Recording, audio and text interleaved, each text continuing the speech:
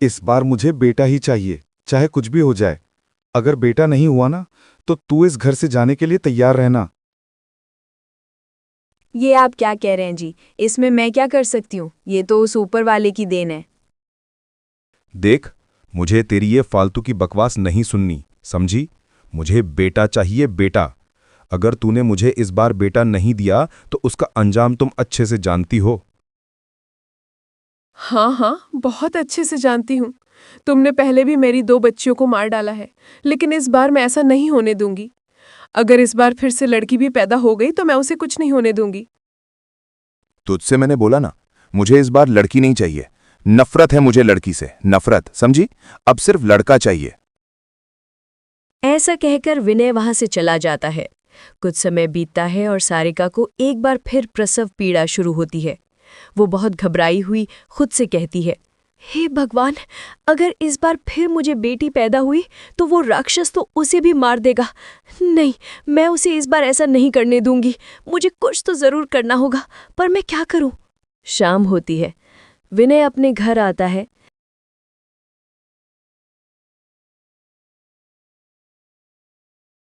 आज तो सारा दिन बर्बाद हो गया मेरा। क्या हुआ जी? आप इतने परेशान क्यों लग रहे हैं? मैं कल शहर जाऊंगा कुछ दिनों के लिए। आजकल गांव में कोई काम ही नहीं रह गया है, तो सुबह सुबह जल्दी कुछ नाश्ता तैयार कर देना, समझी? ठीक है जी, बिल्कुल। सुबह होती है और विनय शहर की ओर निकल जाता है और कुछ दिनों तक वहीं काम करता है। तभी सारिका को एक बेटी पैदा होती है। हाय, इस बार फिर एक बेटी। अगर इनको पता चल गया तो ये तो मेरी और उसकी जान ही ले लेंगे। क्या करूं? मुझे अपनी बच्ची की जान बचानी होगी। बहुत दिन हो गए इन्हें शहर गए हुए, कभी भी आ सकते हैं। सारिका उस बच्ची को एक जंगल में ले जाती है जहां उसे एक गुफा दिखाई देती है। हाँ, ये जगह बिल्कुल सही है। मैं अपनी बच्ची को इस गुफा में छुपा देती हूँ। सारिका अपनी बच्ची को रोज दूध पिलाती है और रात को उसे गुफा में छुपाकर सुला देती है। अगली सुबह, अजी, आ गए आप? हाँ, आ गया। जाकर पानी ले आ, बड़े जोरों की प्यास लगी है। जी, अभी लाई। अरे अरे, रुक रुक रुक रुक। क्या बच्चा पैदा हो गया? कहाँ है मेरा बेटा? लाओ उसे मुझे दे। जी, वो क्या ये जीवो जी लगा रखा है? बता, मेरा बेटा कहाँ है?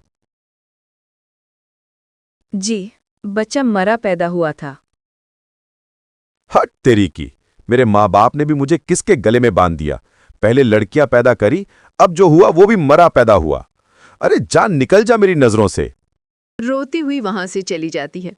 अगली सुबह, सारिका मन ही मन, अब मैं इनके सामने से अपनी बच्ची से मिलने कैसे जाऊं? मुझे कोई बहाना बनाना पड़ेगा। सारिका, सुनिए जी, लकड़ियां खत्म हो गई हैं। खाना बनाने के लिए बिल्कुल भी लकड़ी नहीं है। मैं जंगल से कुछ लकड़ी लेकर आती हूँ। ठीक है, जल्दी जाकर आ। मुझे बड़ी जोरों की भूख लग रही है। ठीक है जी। सारिका लकड़ियों का बहाना करके उस गुफा में चली जाती है और अपनी बच्ची को बहुत प्यार करती है और दूध पिलाती है। बेटी, मुझे माफ कर दे। मुझे तुझे खुद से दूर रखना पड़ रहा है, पर मैं क्या करूं? ये मेरी मजबूरी है। अगर मैं तुझे घर ले गई तो तेरा बाप तेरी जान ले लेगा। दूध पीते पीते बच्ची सो जाती है। लगता है सो गई मेरी बेटी। लाडो रानी, अपना ख्याल रखना। मैं जल्दी आऊंगी तुझसे मिलने। सारिका जंगल से कुछ लकड़ियां लेकर अपने घर की ओर आ जाती है। कितनी देर लगती है तुझे लकड़ियां लाने में, हैं? अब बंद कर और जल्दी खाना बना। सारिका खाना बनाती है और अपने पति को खिलाकर दोनों सो जाते हैं। अगली सुबह,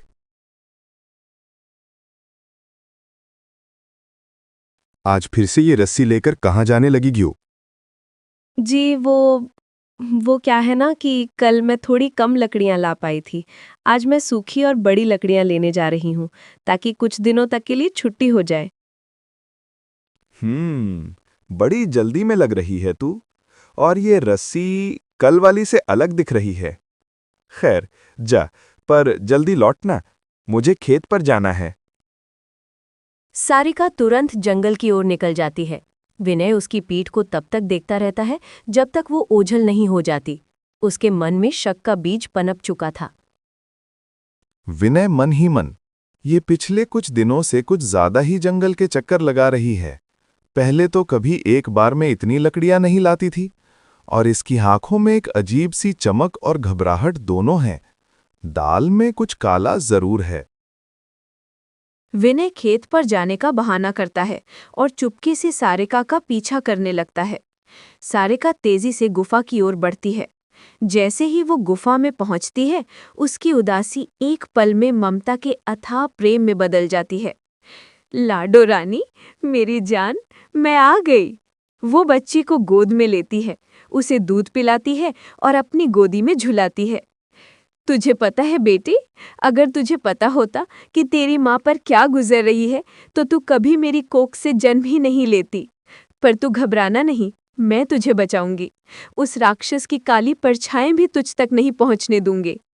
वो बच्ची को सहला रही होती है, तभी अचानक उसे गुफा के मुहाने पर एक आहट सुनाई देती है। उसका दिल जोरों से धड़कने लगता है। वो तुरंत बच्ची को चुप कराकर कंबल में लपेटती है और उसे गुफा के अंधेरे कोने में छुपा देती है। विनय चुपके से गुफा के मुहाने पर आकर खड़ा हो जाता है। उसने सारिका को बच्ची के साथ देखा था।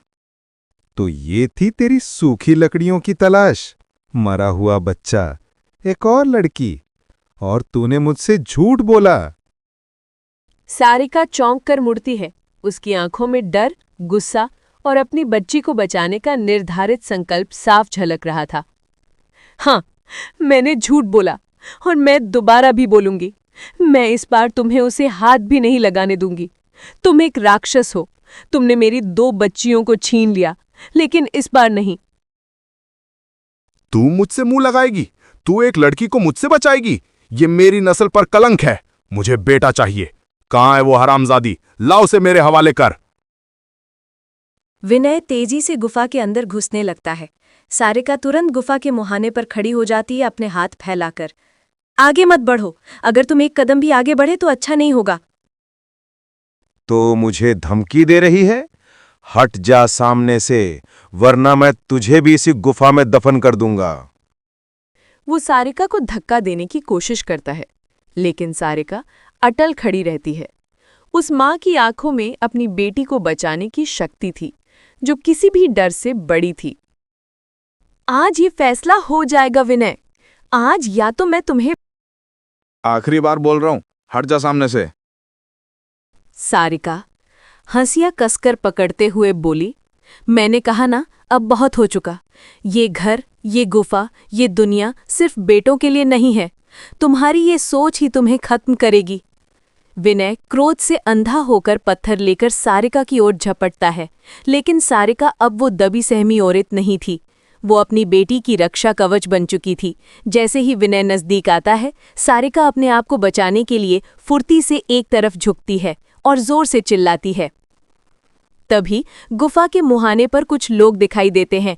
गांव की कुछ साहसी महिलाएं और एक सामाजिक कार्यकर्ता। पिछली रात गांव में चर्चा थी कि सारिका रोज जंगल जाती है, और गांव की एक समझदार बुजुर्ग महिला ने सारिका को रोते हुए देखा था।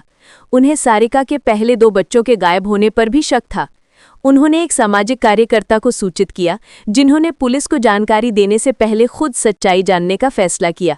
सामाजिक कार्यकर्ता, विनय रुक जाओ, ये क्या कर रहे हो? हम सबने तुम्हें देख लिया है। विनय चौंक जाता है। जैसे ही उसका ध्यान भटकता है, सारिका ने तुरंत हंसिया फेंक दिया और अपनी पूरी ताकत से विनय को जोरदार धक्का देती है। वो गुफा के मुहाने पर गिर जाता है। सारिका तेजी से गुफा के अंधेरे कोने में जाती है और अपनी नवजात बेटी को लेकर बाहर आती है। सारिका रोते हुए, देखो ये रही मेरी बेटी। मैंने इसे इसलिए छुपाया क्योंकि ये इसे भी मार डालता। इसने मेरी 2 और बच्चियों को मुझसे छीन लिया। ये एक हत्यारा है। गांव की महिलाएं और सामाजिक कार्यकर्ता ये दृश्य देखकर स्तब्ध रह जाते हैं। विनय को महिला सुरक्षा और सामाजिक कार्यकर्ता दल ने तुरंत काबू किया। पुलिस को फोन किया गया। अगले ही दिन विनय को कन्या भ्रूण हत्या, घरेलू हिंसा और अपनी पिछली 2 बच्चियों की हत्या के गंभीर आरोपों में गिरफ्तार कर लिया गया। कानून ने अपना काम किया। न्यायालय ने विनय को उसकी क्रूरता के लिए आजीवन कारावास की सजा सुनाई, जो समाज को एक कड़ा संदेश था कि ऐसे अपराधों को बर्दाश्त नहीं किया जाएगा। सारिका अब अकेली नहीं थी। उसे सामाजिक कार्यकर्ता समूह और गांव की महिलाओं का पूरा समर्थन मिला। उन्होंने उसे एक सुरक्षित आश्रय दिया और उसे एक छोटे से गांव के स्कूल में काम दिलाने में मदद की। सारिका ने अपनी तीसरी बेटी का नाम किरण रखा। हर शाम सारिका अपनी बेटी किरण को गोद में लेकर बैठती थी। तुम सिर्फ मेरी बेटी नहीं हो मेरी लाडो रानी, तुम मेरी ताकत हो। तुम मेरी उन 2 बहनों का भी न्याय हो जिन्हें मैंने खो दिया। दुनिया बदल रही है मेरी बच्ची, और अब किसी भी माँ को अपनी बेटी की जान बचाने के लिए जंगल में छुपना नहीं पड़ेगा। वो अपनी बेटी का माथा चूमती है।